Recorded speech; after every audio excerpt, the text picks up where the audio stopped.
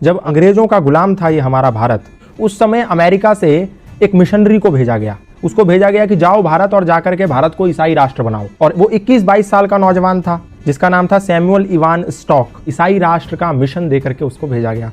वो भारत आया, भारत में शिमला गया, वहां पर उसने एक तरफ से लोगों को ईसाई बनाना प्रारंभ कर दिया। जब धीरे धीरे काम चलने लगा तो अचानक से हिमाचल में प्लेग की बीमारी फैल गई। जैसे आज कोरोना की बीमारी फैल गई, ठीक उसी प्रकार प्लेग की बीमारी भी छुआछूत की बीमारी थी। लोग अपने परिजनों को छोड़ छोड़ करके भागने लगे। जैसे घर में किसी को प्लेग हो गया तो घर में छोड़ करके चले गए।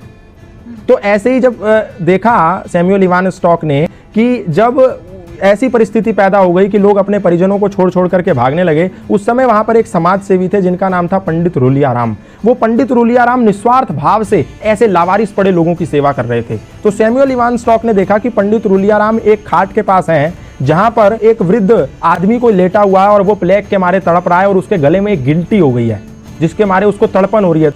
तो पंडित रूलियाराम ने क्या करा, एक कपड़ा लिया, उसकी गर्दन पे रखा और मुंह से उस गिल्टी को निकाल करके उसकी पीड़ा को खत्म कर दिया। उसका मवाद मुंह से निकाला। और जब इस दृश्य को सैमुअल इवान स्टॉक नाम के मिशनरी ने देखा, उसने कहा ये तो सेवा की अत्यंत पराकाष्ठा है, सेवा की उत्कृष्टता है। मैं जो सेवा के नाम पर लोगों को ईसाई बना रहा हूं, ये तो फरेब है, ये तो धोखा है, ये तो फ्रॉडगिरी है, ये तो षड्यंत्र है और ये तो निस्वार्थ सेवा है जहां इनको कुछ नहीं मिलना, ये मर भी सकते हैं, छूने पे लोग मर जा रहे हैं और ये उनकी ऐसी सेवा कर रहा है। उस समय सैमुअल इवान स्टॉक का हृदय परिवर्तन हो गया।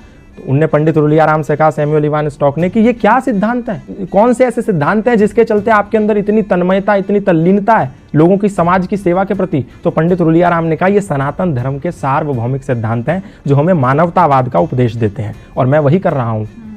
संगच्छध्वम संवदध्वम संवो मनांसि जानताम सर्वे भवन्तु सुखिनः सर्वे सन्तु निरामया के सिद्धांतों को पालन कर रहा हूं। तो सैमुअल इवान स्टॉक ने कहा, मैं भी ये सनातन धर्म के सिद्धांत जानना चाहता हूं।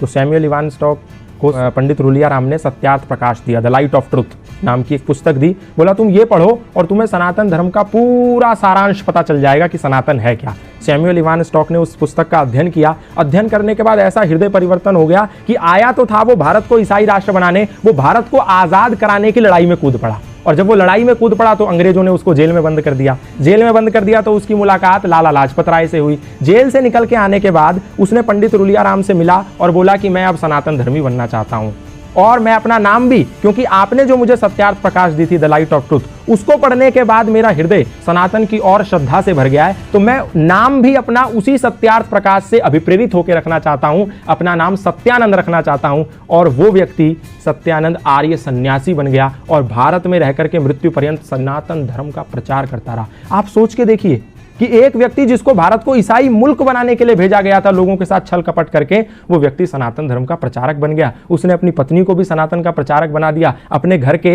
एक कोने में यज्ञशाला खोल दी। आज भी हिमाचल प्रदेश में जाएंगे तो वो यज्ञशाला विद्यमान है। वहां उपनिषदों के मंत्र उकेरे हुए हैं उस यज्ञशाला में। उसके घर में आज भी वो भगवत गीता के श्लोक लिखे हुए हैं। तो ये प्रमाण है कि सनातन को कभी, ना उस समय, ना आज, ना आने वाले समय में कभी भी लोगों पर थोपा नहीं गया। ना तो तलवार के जोर पे, ना भय और लालच और षड्यंत्र के जोर पे। सनातन से लोग आए और प्रभावित हो गए। फादर कैमिल बुल के ईसाई मिशनरी थे, आए, रामायण से प्रभावित हो गए, सनातन धर्म का प्रचार करने लगे। बाहर से लूसी गेस्ट आई, सनातन धर्म से प्रभावित हो गई, भारत में गुरुकुल खोल दिया।